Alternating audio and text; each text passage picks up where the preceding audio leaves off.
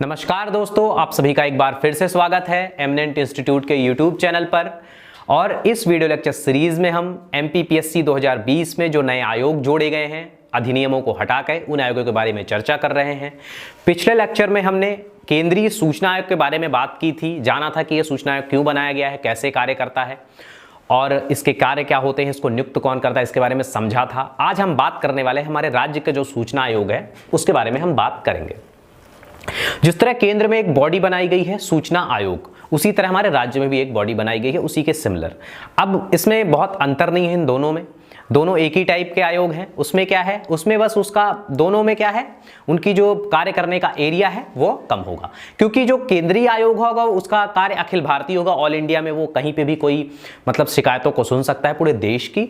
और जो राज्य का आयोग होगा वो अपने स्पेसिफिक राज्य की मतलब शिकायतों को सुनेगा, अर्थात जो हमारे मध्य प्रदेश की शिकायतें होगा वो हमारा राज्य सूचना आयोग सुनेगा। तो सूचना आयोग मतलब शब्द पे नहीं जाना है हमको, क्योंकि सूचना आयोग का मतलब कहीं से कहीं तक ये नहीं है कि हमें सूचना देने का कार्य करता है, ऐसा नहीं है।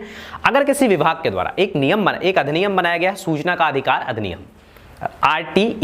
आरटीआई, आपने सुना होगा, राइट टू इंफॉर्मेशन। हमें मतलब ये दिया गया है, जैसे हमारे मौलिक अधिकार है वैसे हमें एक कानूनी अधिकार प्रोवाइड किया गया है 2005 में एक अधिनियम बनाकर, कि किसी भी नागरिक को, जो हमारे देश का नागरिक है, उसे किसी भी विभाग से, किसी भी प्राइवेट ऑर्गेनाइजेशन से एक मतलब सूचना प्राप्त करने का अधिकार है। अब आप ऐसा नहीं बोल सकते हैं कि कोई जो मतलब रक्षा संबंधी मामले होंगे, कोई जो रॉ वगैरह हैं, सीबीआई वगैरह हैं, वो अपनी सूचनाएं साझा करेंगे, तो ऐसी नहीं है। गोपनीय सूचनाओं को छोड़कर बाकी जो भी सूचनाएं जो नागरिकों को जानना चाहिए वो सारी सूचनाएं नागरिकों को प्रोवाइड कराया जाएगा। तो ये कहां से स्टार्ट किया जाता है, अगर एक ग्राम पंचायत का ऑफिस है, वहां से लेकर राष्ट्रपति भवन जो सुपीरियर ऑफिस है हमारे यहाँ का, तो वहां तक अगर आप आरटीआई लगाते हैं तो आपको वहां से इंफॉर्मेशन प्रोवाइड कराई जाएगी, ये नियम है। और अब इसी नियम के तहत अब ये बनाया गया कि अगर कोई ऑफिस ये नियम नहीं प्रोवाइड करेगा, क्यों फॉलो करेगा कोई ऑफिस ये नियम, तो अगर कोई ऑफिस ये नियम नहीं फॉलो करता है, मतलब नागरिक को इंफॉर्मेशन नहीं प्रोवाइड कराया जाता है, तो जिसने इंफॉर्मेशन नहीं प्रोवाइड कराई है तो उसके खिलाफ अगर कोई सख्त कानून नहीं बनाया जाएगा, सजा का प्रावधान नहीं किया जाएगा, जुर्माने का प्रावधान नहीं किया जाएगा, तो वो अपनी रिस्पॉन्सिबिलिटी नहीं समझेगा। तो इसीलिए ये राज्य सूचना आयोग बनाया गया, केंद्रीय सूचना आयोग बनाया गया, जो ये जांच करेगा कि किसी नागरिक को, किसी निकाय को कोई सूचना क्यों नहीं दी गई है, उसके बारे में जांच करेगा। और अगर मतलब उसे गिल्टी पाता है, जिस ऑफिस के द्वारा ये जानकारी नहीं दी गई है, तो उसे जो है तो जुर्माने का प्रावधान उनके द्वारा किया जाएगा। तो इस प्रकार आपने समझा कि मतलब इसको सूचना नहीं देता, ये सूचना के अधिकार का हमारे प्रोटेक्शन करने का कार्य करता है। तो सूचना अधिकार अधिनियम 2005 ये इंपॉर्टेंट है हमारे लिए, एक नागरिक के तौर पे भी और एक परीक्षार्थी के तौर पे भी। सूचना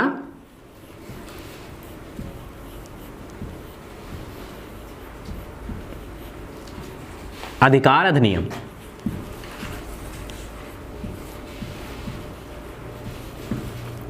ये 2005 में आया था।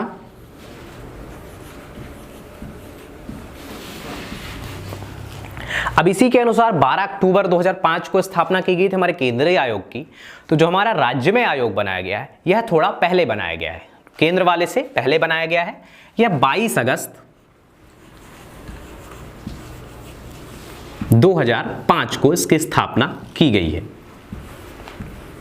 तो सूचना के अधिकार का प्रोटेक्शन करने के लिए, जो नागरिकों के सूचना के अधिकार हैं उनका प्रोटेक्शन करने के लिए यह आयोग बनाया गया है।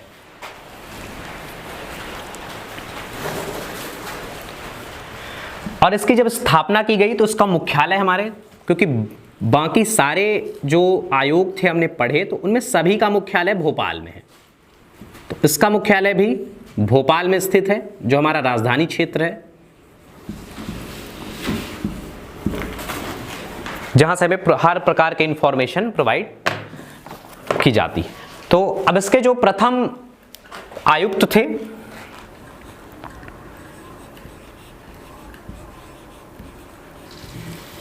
वो, इसमें मुख्य आयुक्त एवं अन्य 10 आयुक्त होते हैं, जिनकी संख्या 10 से अधिक नहीं हो सकती है, जैसा हम पहले पढ़ चुके केंद्रीय वाले में। तो वैसे इसके फर्स्ट सूचना आयुक्त थे TN श्रीवास्तव।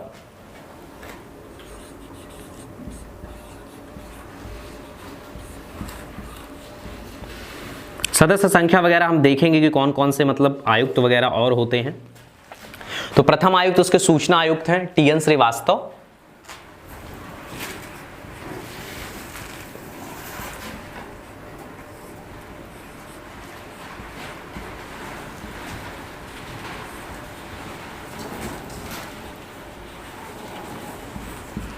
और जो इसके वर्तमान में सूचना आयुक्त हैं वो ए.के. शुक्ला जी हैं। अब इन सब की नियुक्ति कैसे होती है, इनके साथ और कौन से मेंबर होते हैं, ये सब जरा हम देखते हैं कि क्या होता है ये। तो ये हमारे राज्य की बॉडी है, ये सब चीजें इंपॉर्टेंट है इनके लिए, तो ये आप नोट डाउन कर लीजिए। अब हम ये देखते हैं, परिचय हमने समझ लिया, आपने देख लिया कि मतलब ये कैसे कार्य करता है, क्यों बनाई गई बॉडी है। अब इसका जो राज्य में ये बनाई गई बॉडी है और एक प्रकार से ये वैधानिक निकाय है। वैधानिक मतलब विधान से बनाया गया है, विधान मतलब कानून नियम, ये नियम के अनुसार बनाई गई बॉडी है। तो आप ये भी नोट डाउन कर लीजिए कि एक वैधानिक निकाय है।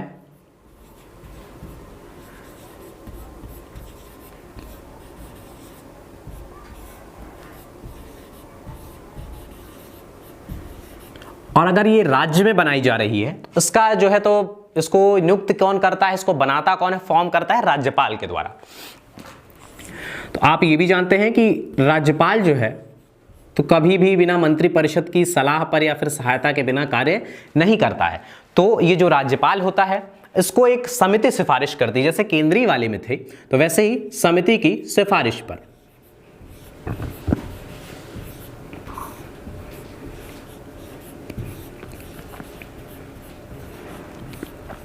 समिति सिफारिश करेगी।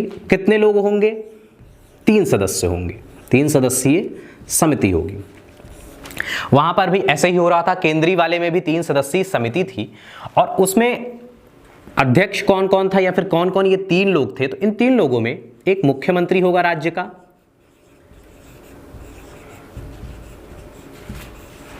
मुख्यमंत्री के समकक्ष ही विपक्ष का नेता होगा,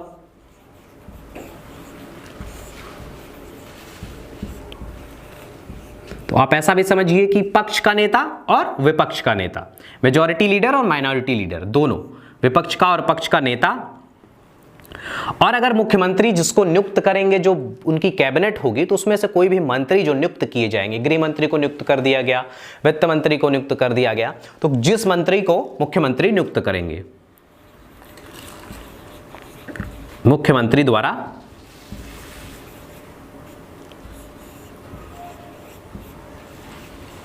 द्वारा नियुक्त मंत्री, ये एक समिति बनाई जाएगी जो लोगों का चयन करेगी और इसमें जो है तो आयुक्तों की नियुक्ति की जाएगी। तो इस प्रकार ये समिति थी। अब हम ये देखते हैं कि जो लोग नियुक्त किए गए हैं तो इसमें संख्या क्या होगी। तो संख्या के बारे में पूरी तरह से वर्णन बताया गया है कि संख्या कितनी होगी। तो संख्या, इसमें मुख्य आयुक्त होंगे, एक मुख्य आयुक्त,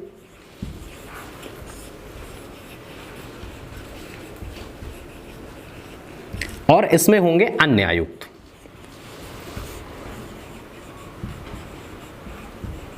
अब जो अन्य आयुक्त होंगे, एक मुख्य आयुक्त, अन्य आयुक्त, इनकी संख्या जैसे केंद्रीय वाले में भी जो प्रावधान था कि 10 से अधिक, इनकी संख्या 10 से अधिक नहीं हो सकती है। जो अन्य आयुक्त होंगे 10 से अधिक नहीं हो सकती है, 10 से कम हो सकती है। जैसे सरकार को लगता है जितने की आवश्यकता है मतलब हेल्पिंग के लिए, तो उतने को अपॉइंट किया जाएगा, बाकी सीधे वैकेंट भी रह सकती हैं, तो सीटें खाली हो सकती हैं। तो कोई ये बात नहीं है, इसमें 10 से कम भी संख्या हो सकती है, पर 10 से अधिक अभी संख्या नहीं हो सकती। हमारे यहाँ एक संशोधन भी अभी किया गया है, सूचना का अधिकार अधिनियम में संशोधन किया गया है 2019 में, और इसमें यह बोला गया है, जब हम टेन्योर की बात करेंगे तब समझेंगे।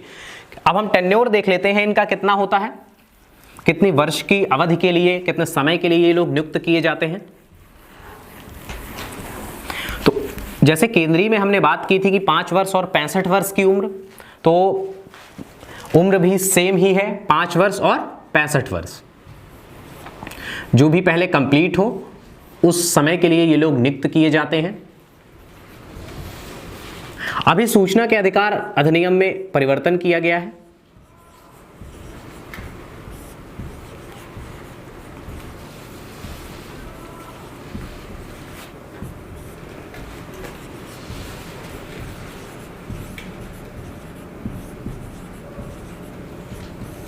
(2019) में परिवर्तन किया गया है पर इस अधिनियम में अब जो परिवर्तन किया गया तो क्या बोला गया है कि अगर राज्य में भी हमारे कोई सूचना आयोग बनाया गया है, राज्य का जो सूचना आयोग है, तो उसके लिए जो टेन्योर फिक्स करने का प्रावधान है वो केंद्र सरकार के द्वारा ही किया जाएगा, राज्य सरकार के द्वारा नहीं किया जाएगा। पहले ऐसे कोई उपबंध नहीं दिए गए थे जो बाद में परिवर्तित करके अब जोड़ दिया गया है। तो अपॉइंटमेंट संबंधी जो पदावधि संबंधी काम है ये कौन निर्धारित करेगा, चाहे वो राज्य का ही आयोग हो, पदावधि केंद्रीय सरकार के द्वारा ही निर्धारित की जाएगी,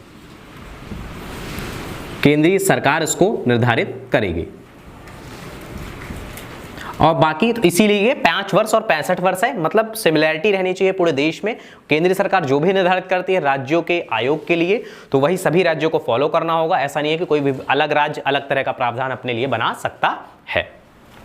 अब इनके हटाए जाने की बात करते हैं कि इनको हटाते कैसे हैं पद पे। तो पद पे हटाए जाने का वही प्रावधान है जो हमने केंद्रीय के लिए बात की थी कि इनको त्याग पत्र ये दे सकते हैं। त्याग पत्र किसी भी पद पे रहने पर कोई भी व्यक्ति त्याग पत्र दे सकता है। तो मतलब त्याग पत्र की व्यवस्था सबके लिए की गई है। तो ये त्याग पत्र राज्यपाल को अपने देश देकर अपने पद से मुक्त हो सकते हैं क्योंकि अपॉइंट किए गए हैं राज्यपाल के द्वारा। इनको 2 कंडीशंस पे हटाया जाएगा। साबित कदाचार असमर्थता के आधार पे। असमर्थता कैसी होगी, मानसिक या शारीरिक रूप से असमर्थ होंगे जब राज्यपाल को लगेगा। और साबित कदाचार कैसा होगा, इनके द्वारा कोई अनुशासनहीन कार्य कर दिया गया है, नैतिकता का पतन हो गया है, कारावास से दंडित हो गए हैं, कहीं पर दिवालिया हो गए हैं और राज्यपाल को ऐसा लग रहा है कि अपने पद पे रहने के योग्य नहीं है, इनका नैतिक पतन हो चुका है, तब इनके जो तो मुख्य आयुक्तों को या अन्य आयुक्तों को अपने पद से पृथक किया जाता है। तो ये पृथक करने का, अब राज्यपाल ऐसे डायरेक्ट नहीं कह सकते हैं कि आप अपने पद पे रहने के योग्य नहीं है। राज्यपाल को जब ये लगता है कि ये अपने पद पे रहने के लिए अब मतलब इनके ऊपर ये भार नहीं दिया जा सकता है, इनको अब ये अपने पद पे नहीं रहने चाहिए, तो राज्यपाल अपने विवेक से ये जांच किसको देंगे, एक जांच करवाने के लिए उच्चतम न्यायालय को बोलेंगे। आप ये जरूर याद रखिएगा कि उच्चतम न्यायालय को बोला जाएगा, भले ये राज्य का टॉपिक है पर यहां पर उच्चतम न्यायालय ही जांच करेगा। उच्चतम न्यायालय जांच करेगा और फिर बताएगा राज्यपाल को कि क्या इन पे ऊपर जो आरोप लगाए गए हैं वो सही हैं। वो उच्चतम न्यायालय जो कमेटी वगैरह बना के जांच करेगा और अगर उच्चतम न्यायालय बोल देता है कि हाँ इनके ऊपर लगाए गए आरोप सही हैं तो फिर इन्हें इनके पद से पृथक किया जाता है। तो एक जांच के द्वारा राज्यपाल इनको अपने पद से पृथक करेंगे, इस प्रकार से इनको हटाया जा सकता है। अब हम इनके जो महत्वपूर्ण बात होती है कि इनके कार्य क्या होते हैं, तो कार्य जो हमने केंद्रीय में देखे हुए थे कि सभी प्रकार की जांच करने का कार्य करता है, सारे कार्य वही हैं, बस एरिया थोड़ा छोटा हो जाएगा। ये एरिया अपने राज्य के अंदर अगर किसी के द्वारा सूचना नहीं प्रोवाइड कराई जा रही है, किसी मतलब गवर्नमेंट ऑफिस के द्वारा, तो फिर उसमें किसी लोक सेवक के द्वारा, तो फिर उस पर जो है तो जुर्माना लगाने का कार्य या फिर अन्य प्रकार के जो प्रावधान है उनके थ्रू कार्य करने का मतलब ये बोला जाएगा। इनके द्वारा सरकार को बोला जाएगा कि ये जो आपका मतलब जो अधिकारी है उसके बारे में जांच की जाएगी, शिकायत की गई तो उसके लिए कुछ इस कदम उठाए जाएंगे। और जुर्माने का प्रावधान है जो 250 रुपये से 25,000 रुपये तक का जुर्माना है, उसके बारे में बात की गई है। हमने पहले ही देखा हुआ है कि एक कंडीशंस है लोक सूचना अधिकारी के पास आप पहले अपना आवेदन देंगे, लोक सूचना अधिकारी को काहे के लिए आवेदन देंगे, किसी भी विभाग की जानकारी के लिए लोक सूचना अधिकारी के पास आवेदन प्रोवाइड कराएंगे। अब ये जब आवेदन दे देंगे तो अभी आप ऐसे डायरेक्ट केंद्रीय सूचना आयोग या फिर राज्य सूचना आयोग के पास नहीं जा सकते हैं। अगर 30 दिन तक ये विभाग ये अधिकारी आपको जानकारी नहीं प्रोवाइड कराता है तो 30 दिन के अंदर प्रथम अपीलीय अधिकारी के पास जो भी नियुक्त होगा वहां पर आपके जिले में, तो प्रथम अपीलीय अधिकारी के पास आप जाएंगे कि हमें ये जानकारी नहीं दी गई है, हमने इस विभाग से ये जानकारी नहीं मांगी थी तो नहीं दी गई है, प्रथम अपीलीय अधिकारी के पास। और अगले अगर प्रथम अपीलीय अधिकारी मतलब 45 दिन में, इसके 15 दिन बाद 45 दिन में ये जानकारी नहीं प्रोवाइड कराता है, तब आप 45 दिन के बाद केंद्रीय आयोग में अपनी सुविधा के अनुसार केंद्रीय आयोग या फिर राज्य सूचना आयोग में आप बोल सकते हैं कि हमको ये स्पेशल जानकारी इनके द्वारा नहीं दी गई है। केंद्रीय सूचना आयोग या राज्य सूचना आयोग में आप शिकायत कर सकते हैं और ये शिकायतों का फिर निराकरण किया जाएगा अपने स्तर से इनके द्वारा हैंडल की जाएंगी चीज़ों को, और जुर्माने वगैरह का प्रावधान इसके द्वारा किया जाता है, और आपको अप्रोप्रिएट इन्फॉर्मेशन प्रोवाइड की जाती है, और जो भी इसके मतलब दोषी होते हैं तो उन्हें भी जुर्माना लगाया जाता है।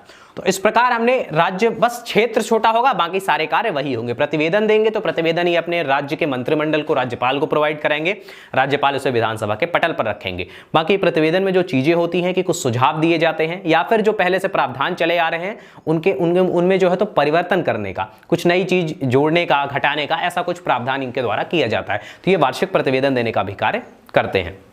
तो आज हमने हमारे राज्य सूचना आयोग के बारे में जाना और समझा कि ये कैसे कार्य करता है। ये केंद्रीय आयोग के समान ही है, बस इसका कार्य क्षेत्र छोटा होता है, ये हमारे प्रदेश में कार्य करता है। तो इस प्रकार हमने आज अपना लेक्चर यहीं पे समाप्त करते हैं। अब हम अगले लेक्चर में अपने सतर्कता आयोग के बारे में बात करेंगे, जो कि एक महत्वपूर्ण आयोग है और सभी आयोगों में सबसे डिफिकल्ट आयोग है। तो उसके में थोड़ी सी डिफिकल्टीज है, तो वो हम आराम से समझने का प्रयास करेंगे। तो हमारा वीडियो आपको कैसा लग रहा है, हमारे चैनल पे बने रहिए, हमारे वीडियो को सब्सक्राइब करिए, चैनल को सब्सक्राइब करिए, शेयर कीजिए, बेल आइकॉन प्रेस कीजिए। धन्यवाद।